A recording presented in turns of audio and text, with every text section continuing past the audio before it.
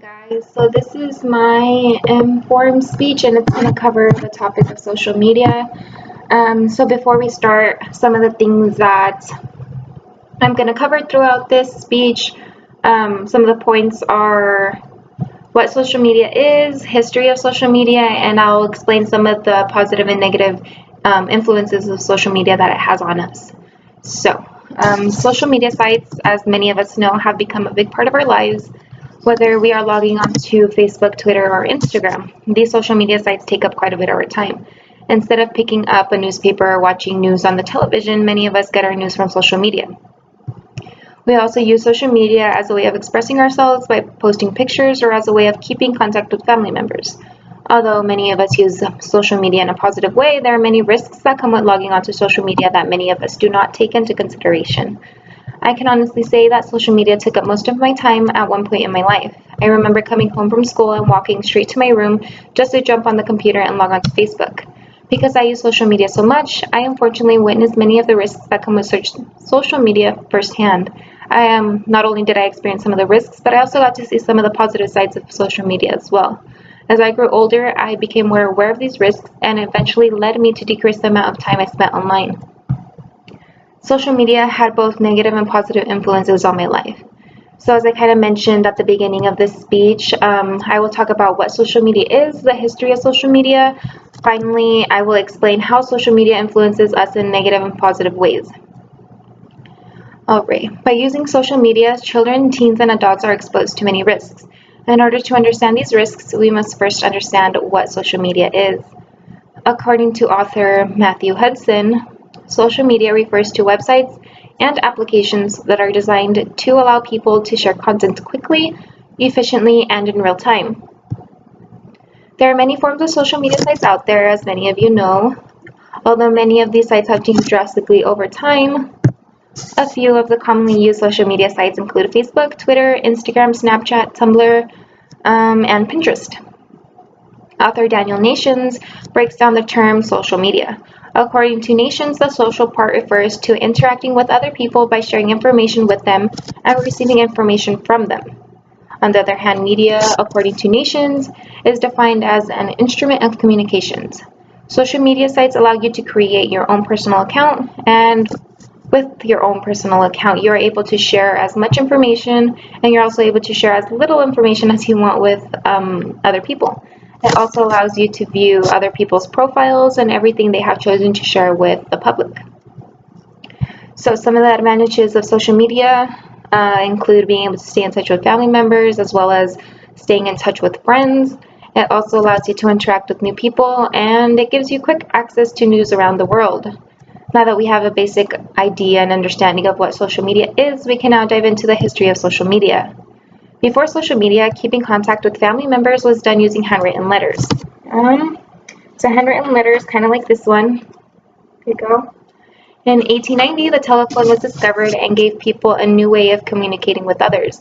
By the 1940s, the first computer was created, which eventually led to the development of the earliest forms of internet. Social media became popular by the 1980s, and we began to see the first social media sites by the early 2000s. So who would have thought that years later we would be able to log on to a computer and send messages to one another instead of picking up a phone or a handwritten letter? Messages were sent, received, and responded to in a matter of seconds. So now that we have a basic understanding of the history of social media, we can now examine the positive and negative influences that social media has on us. First, the positive influences. Although social media was originally used as a form of communication, we were eventually able to get our news through social media sites instead of having to flip through a newspaper or different channels on your television set. Now we have the power to log on to any one of these social media sites at the tip of our fingers. So cell phones. I actually have my cell phone right here, and I will show you some of the social media sites that I have installed on my phone. So there's that.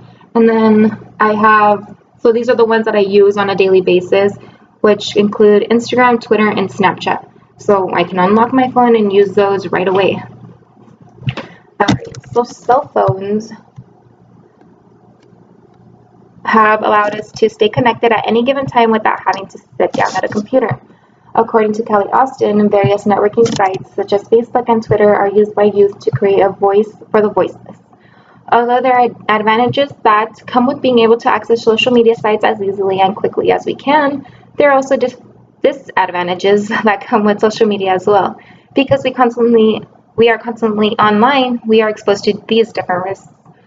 Social media influences our lives in many ways and exposes us to a variety of risks that many of us do not take into consideration when we log on to the different social media sites, whether it be Facebook, Twitter, Instagram, Snapchat, whatever it is. Some of the risks that we are exposed to consist of cyberbullying, internet addiction, sleep deprivation, pornography, and internet dating. Bullying, for example, continues to be a big issue. The fact that bullying continues outside of school and work through social media sites is an even bigger issue. According to Luke Bishop, cyberbullying is a huge issue caused by social media platforms because they have 24-hour access into someone else's life. It can lead to issues, especially for younger generations, because users are able to leave hurtful and intimidating messages on each other's profiles outside of school time. Katie Hurley, author and family therapist, states that cyberbullying affects teenage girls the most. Cyberbullying is associated with depression, anxiety, and an elevated risk of suicidal thought. Cyberbullying is just one of the many risks that come with the different social media sites that many of us use on a daily basis. Alrighty, so I think it is safe to say that social media sites aren't going anywhere for a very long time. In fact, new social media sites are being created or improved every day. Today, we talked about what social media is, the history of social media, and how social media influences us in positive and negative ways. So next time you log on to social media sites, remember that there are many risks that come with exposing yourself and your personal information online. There are many positive uses of social media sites, but there are also many negative uses for them as well. So overall, it is important for everyone to become aware of these risks so that we can help prevent them. All right, well, that is my informed speech. Thank you guys for listening.